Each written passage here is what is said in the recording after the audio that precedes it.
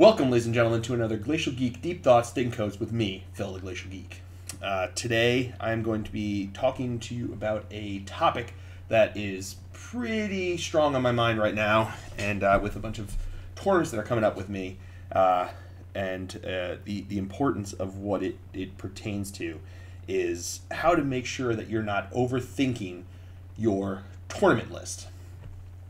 Before we go into that, though, I do want to show I am going to be working with I am going to be working on painting up a Ravenwing Biker Sergeant with a Stormbolter, who I need for my new list, because I'll talk about my list that I've got working on. It's a very different list than what I'm used to running, which is very interesting and scary to me. So we're going to be working on that while I'm talking about this. So back to the Thin Coats part of the Deep Thoughts Thin Coats.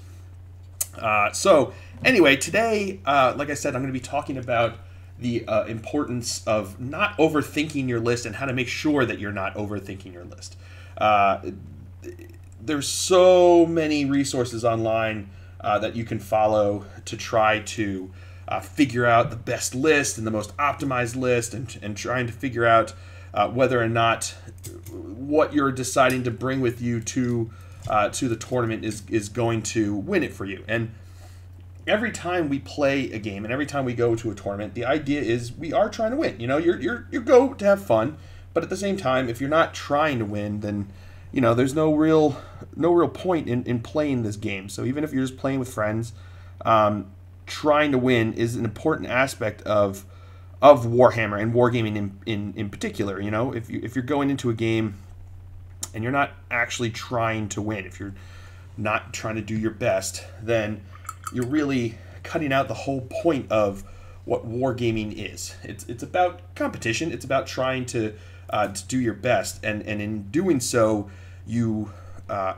create the interest in it. Because otherwise, you may as well just paint models for your shelf. And if that's what you want to do, feel free. Seriously, that's a totally noble endeavor if that's what you're looking for. But if you want to get into the gaming aspect, every game that you go into, you're trying to win when you're playing. You may not be trying to create the most kick-ass list. You may not be trying to create the most the most meta list when you're going into these situations. But every game that you go into, you should be trying to win in some capacity. So with that in mind, when you go into a tournament, it's raised even more so. Because when you're going with your friends, you can bring whatever list you want because you want to try out some new units. You haven't had them on the table for a while, and or it would just be fun to try to run an entire list of whatever it is, just a whole bunch of rhinos, just to see what would happen. And when you're playing the game, you're trying to win, but when you're building your list, you're not necessarily trying to create the most hardcore list that you possibly can. But when you go into a tournament, the idea is that you're there to have fun, but you're also there to win. So you're trying to make a list that is strong, that it will do well for you on the tabletop. But along those same lines, it becomes very easy to get caught up and overthink the list that you're building and create a situation where you actually end up hurting yourself in the process, in the lead up to the tournament, as opposed to helping yourself. So let's go over what's happened with my list, and I'll use this as an example. So during the fall time, I tried a different, or late summer, early fall, I tried a different type of list. I went with a battalion detachment of Dark Angels, trying to get more CP, be able to go in there and be strong in that aspect, and still have enough board control to do what I wanted to do. On paper, it seemed pretty good, but in practice, it didn't do super well. Not at Nova and at Warzone Atlanta. A lot of these things, they didn't do as well as I really hoped they would. So it's kind of back to the drawing board. So you go back to the drawing board and you start to think about what it is that you want to do with your list. So during the fall, I actually started up buying and building a bunch of knights, because when I went up to mini wargaming, I knew that we were going to be doing that. I was going to do a big game with Dave, and I wanted to have something that was bigger than a tactical marine to be able to bring to the table for this game. So I bought a bunch of knights, and I've been having a lot of fun with them. They're cool looking models, they're fun models to play with, So along those same lines, I decided I wanted to have one of them in my list.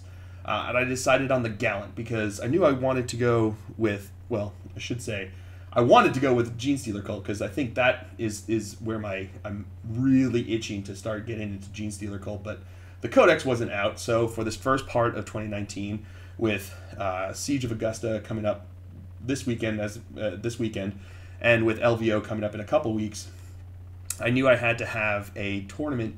I had to have a list that was able to be used, so it was going to be Dark Angels. Because those are my two lists. Those are my two armies that I want to run competitively, or Dark Angels and my Gene Stealer Cult. So along those lines, I knew that I was going to be running Dark Angels for these tournaments, and I knew that my Dark Angels do really well with DACA. They can shoot really well. I've got, between Weapons of the Dark Age, working with a plasma, with my Talon Masters, with Samael, with whatever else it is, I know that my lists have a lot of shooting, and I knew that I didn't really want to rely on the Castellan. As awesome as the Castellan is, it didn't bring, other than just being as cool as it is, didn't bring much to the Dark Angels that the Dark Angels didn't already do. Dark Angels are really good at DACA. Castellan's really good at DACA.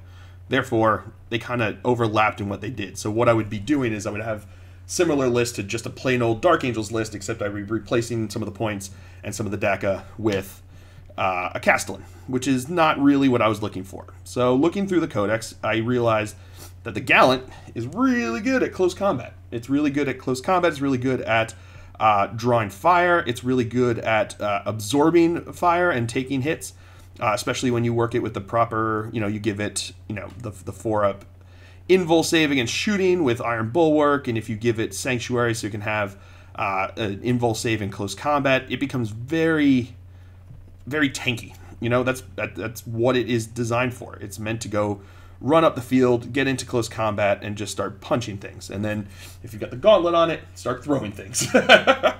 So I knew that appealed to me. The idea of this big punchy thing.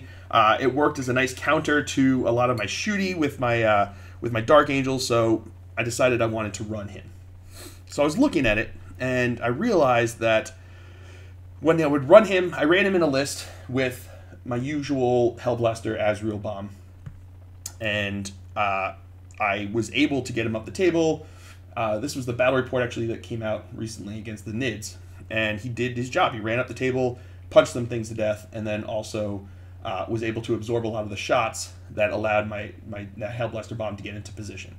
But once he went down, I still felt like I've always felt with my Hellblaster-centric lists that I was running out of that I was running out of the ability to maneuver and get into position where I needed to with the rest of my army. So I began to look at that, and I said, well, then let's try something new. So I went back to the drawing board, wiped everything clear, and I started looking. I'm like, what has been effective for me at both shooting and also at board control? And honestly, the Talon Master and Samael have been doing a lot of really awesome work for me. So I was like, all right, well, let's see if we can figure out a list that I could use them as the base for. So I have my Gallant, which I know is going to be able to get up into people's faces, draw a lot of fire, and it was going to be effective at doing what it does best, which is get in people's faces, be annoying, and be cool like that.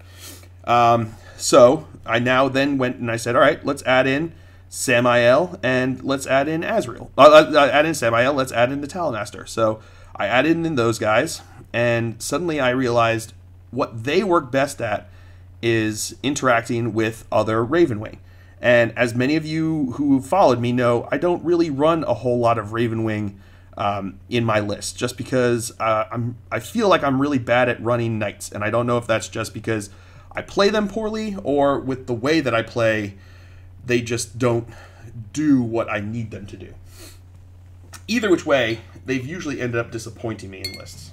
But I'd never really thought of them as, I've never really run them as the core of a list in order to do what I wanted to do with them. And because of that, I realized that I had an opportunity now with them, that if I'm making Azrael and the Talon Master the core of my list, that I could design a list around them with the Ravenwing that complemented Ravenwing. So suddenly I set myself down this path of going, do I just go as many Black Knights as possible? Do I throw in as many regular bikers as possible? Do I just try to span the field with bikers? What do I do? So again, I started looking at the Ravenwing units. I really like how the Dark Talon has fared for me in previous lists. And I started thinking, well, my only issue with the Dark Talons was that they drew so much aggro really early that they had that one shot that became glass cannons for me. And if I'm not going to be able to keep them around for longer, then I need some more help in clearing screens than just the one. So I thought, I had another one that had been like half built for years now. Back when they had that box that came out, the expansion for Dark Vengeance that came with them. I'd had one of the Dark Talons previously, and then I bought that box, and it laid half built for a long, long time. So I went back to the drawing board and decided that's what I'm going to do. I'm going to make another Dark Talon. So now my list had Azrael, the Talon Master, and 2 Dark Talons, and my Gallant. So I knew that I needed some CP, so I threw in my 3 scout squads because A, they're really good at board control, they're really good at screening, they're really good at sitting on objectives, and they're reasonably cheap. 55 points for a 5-man squad is pretty good. I'll take that any day of the week. So that was the basis now that I had my core. And then I thought, well, I need to keep going with the Ravenwing. So I wanted to add in the Dark Shroud because that -1 to hit makes a big difference. And from there, I realized the points had already started to add up. I mean, you've got like 216 for Samael, 188 for the Talon Master. You got 3 something for the Gallant. You got 138 for the Dark Shroud. You're at, what is that, 150, 165 for the troop choices. So you're getting close now in on what you have. So I went back and I thought, Dark Angels, what do we do best? Plasma. So I needed some plasma. So I thought, Black Knights hit both the Ravenwing that I want to do and the plasma that I want. So let's get a big old squad of Black Knights. So I threw in a 7-man squad of Black Knights, and that became the aggressive core of what I had. But I knew that they would draw a lot of aggro, because even with a Knight in their face, even with 2 Dark Talons in their face, a 7-man Black Knight squad is going to draw fire. So I needed to have a counterpart that could either screen from assaults, that could both be a mobile screen for assaults, and be a hefty punch in and of themselves to help clear out whatever remaining screens there are, and also to punch at some of the bigger nasties to weaken them up before my Black Knights got into effective range. Because, I mean, they're 18-inch range. Even if they're moving as fast as they can, it still takes maybe about a turn or two to really get them into fully functioning position. So I knew, so looking at it, I was like, I had a couple options. I could either go back to Green Wing, something else like that, to put out as a screen out there, maybe more scouts, and just have them out there right in front, just being able to be annoying until I could get my Black Knights in position. Or I double down on the Raven Wing and throw in some bikers. So I threw in some bikers, and I started putting together the points, and I figured that I could have 2 big groups of bikers. So I've got my Black Knight bikers and my regular bikers. Regular bikers had 2 plasma guns with them. Again, plasma is really good for Dark Angels, more so than anyone else. And I knew that it would be pretty good. So now I had a list. That was the core of the list. And it was just tweaking different bits and pieces. But then I started thinking, well, if I also made this into an Outrider, I could add in some, I could get an extra command point, which is always nice, because I had all of the fast attack that I needed for it. I just needed an extra HQ. And then I realized that I would be facing a lot of spam, which is spite spam, which could be hurtful to knights and bikers alike, because nobody cares about -1 when it's smite. So I thought, let me throw in a librarian, and I knew that he had to be fast to keep up with it. And at first, I was thinking maybe a librarian on a bike, because T5 is nice, but the librarian on a bike from the index doesn't get the Ravenwing rule, so it doesn't quite mesh with everything. So I thought, why not just, I talked to a friend of mine, and he told me, why not try him with a jump pack? So I threw him in with a jump pack. And this is where I started to overthink things, because I thought what I wanted is I wanted a big squad of Black Knights to throw in the plasma. I wanted a big squad of bikes so that they could survive, because survival is important. And with Grim Resolve, I'm only losing 1 to morale anyway, and even when you got the bikes, big squad is not that big. So odds are you're not going to be losing a lot to morale.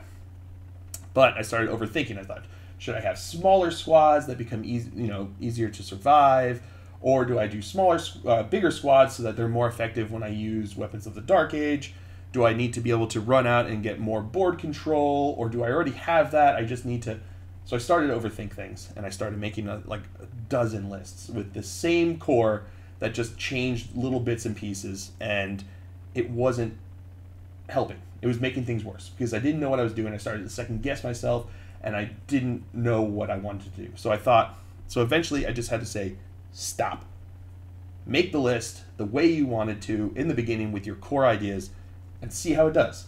And that's what it came down to, is making sure you see what things do as opposed to just theory hammer for a million years and never try it. Because theory hammer works in theory, but once the crunch of the game actually happens and you have to start thinking about things and spending CP and actually maneuvering your units, it becomes a whole nother beast that you have to consider. And once you start to have to consider that, you have to make sure that you do things properly.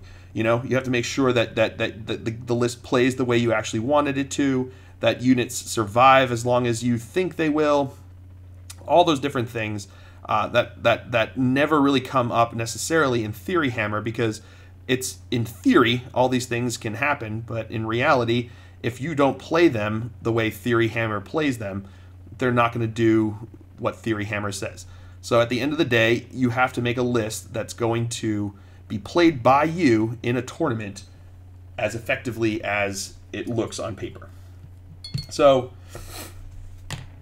that's what I did, is I started practicing with this list. So I had a smaller version of it that I brought to a smaller tournament, did very well. I had a practice game with a friend against a Horde list, and it did very well.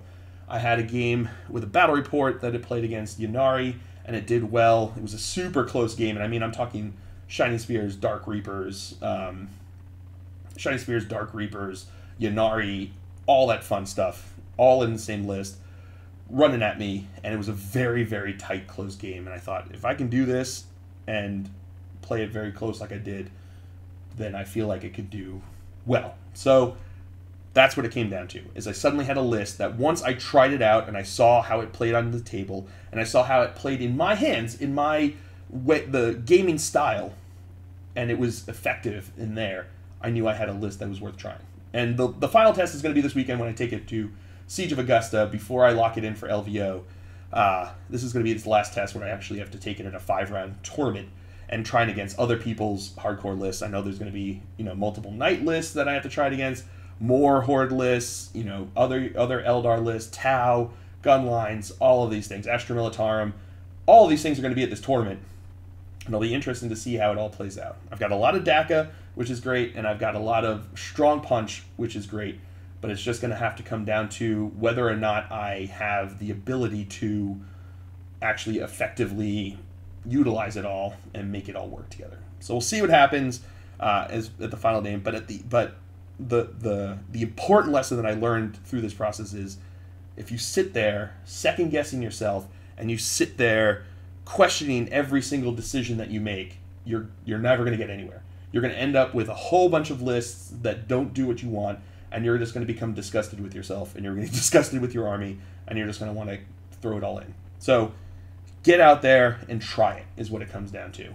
Come up with an idea, come up with a core concept. Core concept is the most important part of a list. If you don't have an idea of what your list should be doing, you're not going to have an effective list. If you just throw a whole bunch of random stuff together and hope that it works, odds are it's not going to work.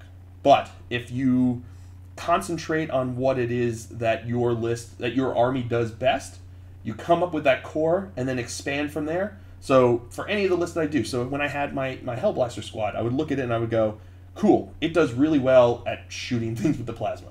It survives with Azrael, it survives with the Dark Shroud. Boom, that's an awesome core base for a list. But then what doesn't do well? It doesn't do board pressure very well. It doesn't clear screens super well. So I would go off and expand. I'd be like, well, a dark Dark Talon's really good at clearing screens with those 2 Hurricane Bolters. Throw one of those in. You know, Samael and Talonmaster, really fast, really shooty, and super good in close combat. Let me throw some of them in. So I would start expanding out from there and pushing out from there, and then you come up with a list. And then you hit 2,000 points, and you go, I wish I had 2,000 more to keep adding more stuff, but you get happy with that. So my current list, like I said, my core concept was I want to try to play with this. Sorry about that. I ran out of battery. Second clap you get.